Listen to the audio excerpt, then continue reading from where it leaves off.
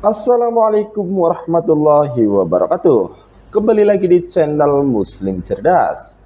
Sahabat, kelompok Islam yang menamakan diri Mazhab Salafi, kelompok tersebut mempunyai pemahaman Islam yang berbeda dengan generasi salaf pada zaman dahulu. Kelompok Islam Salafi saat ini merasa diri paling benar dan kerap menyalahkan kelompok lain yang berseberangan. Islam Salafi saat ini sudah menjadi mazhab sendiri dan merasa paling valid di antara mazhab-mazhab yang lain. Salah satu hal menarik dari para pengikut dan fanatik Wahabi, terutama yang ada di Indonesia, jika mereka merasa paling benar dan suci. Lalu kenapa mereka tidak suka dan malu disebut sebagai Wahabi? Mereka lebih mengaku dan senang dipanggil sebagai Salafi, meski ternyata jauh sekali dari akhlak salafus soleh. Bahkan cenderung untuk memisahkan diri dari pemahaman mayoritas para ulama. Jika memang ajaran yang dipelopori oleh Muhammad bin Abdul Wahab itu benar, bersih dan sesuai dengan ajaran Rasulullah SAW, mengapa mesti malu ketika ada orang lain yang memanggil mazhab Anda sebagai Wahabi? Bukankah seharusnya Anda bangga dipanggil dengan sebutan Wahabi, yang merupakan nama dari pendiri mazhab Anda, yang menurut fakta sejarah adalah buatan Inggris Britania, dibuat untuk menghancurkan Islam dari dalam, karena memang untuk menghancurkan Islam dari luar adalah mustahil dan tidak mungkin. Atau Anda merasa malu karena sejarah kelam berdirinya aliran yang suka sekali membid'ahkan amalan orang yang tak sesuai dengan Wahabi ini? Apalagi ketika ada orang yang mengetahui bahwa asal mula berdirinya aliran Wahabi ini bersimpah darah. Ulama dan penduduk yang mereka bunuh itu juga mengucapkan kalimat syahadat dan beriman kepada Allah dan Rasulnya. Wahabi membantai seluruh muslim yang tak mau mengakui dan masuk ke aliran mereka yang mengatakan Allah berada di langit dan memiliki anggota tubuh. Selain membantai ulama, mereka juga membunuh perempuan dan anak-anak teramat sadis. Kini berbagai macam cara mereka lakukan untuk menyembunyikan kewahabian mereka, untuk menyembunyikan hitam kelamnya sejarah sekte mereka. Dan salah satu dengan merubah nama mazhab Wahabi dengan nama Salafi. Kemudian mengatakan kelompok lain dengan tuduhan Syiah yang menciptakan gelar Wahabi dengan cara yang licik. Begitulah kira-kira watak Wahabi. Penggunaan kaidah seandainya baik, pasti sahabat sudah melakukannya. Digunakan terbalik oleh kaum Salafi Wahabi.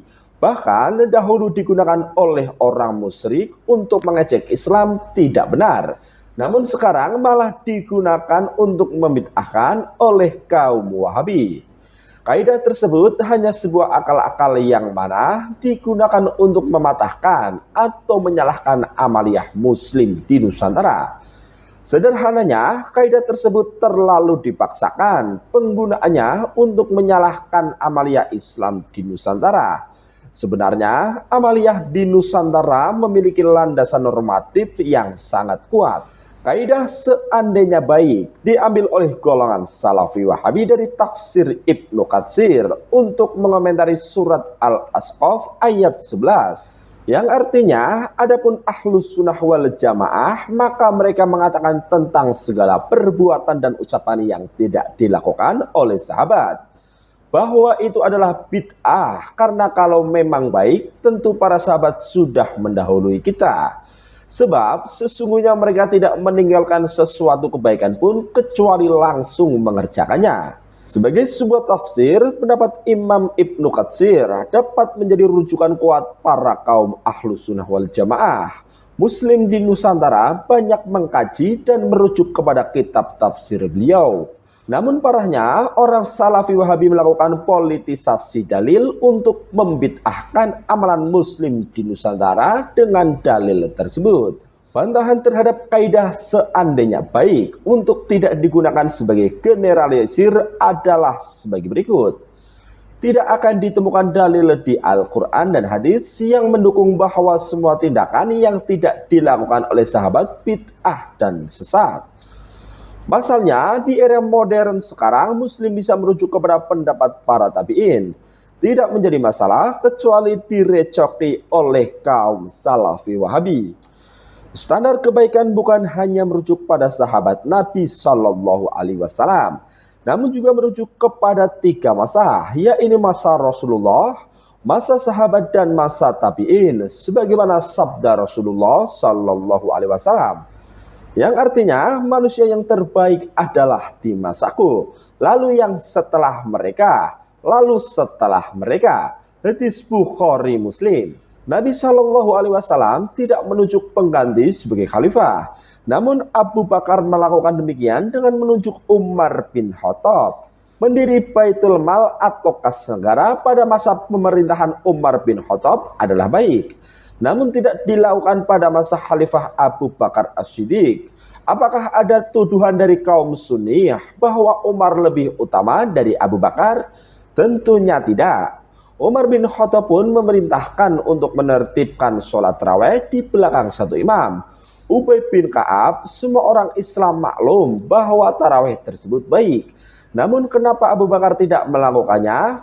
Dan Utsman bin Affan dalam rangka menstandarkan Al-Quran dalam sebuah mushaf atau yang terkenal dengan mushaf Utsmaini, dan membakar mushaf milik sahabat lainnya. Hal ini digunakan sebagai ikhtiar adanya satu standar Al-Quran dalam dunia Islam.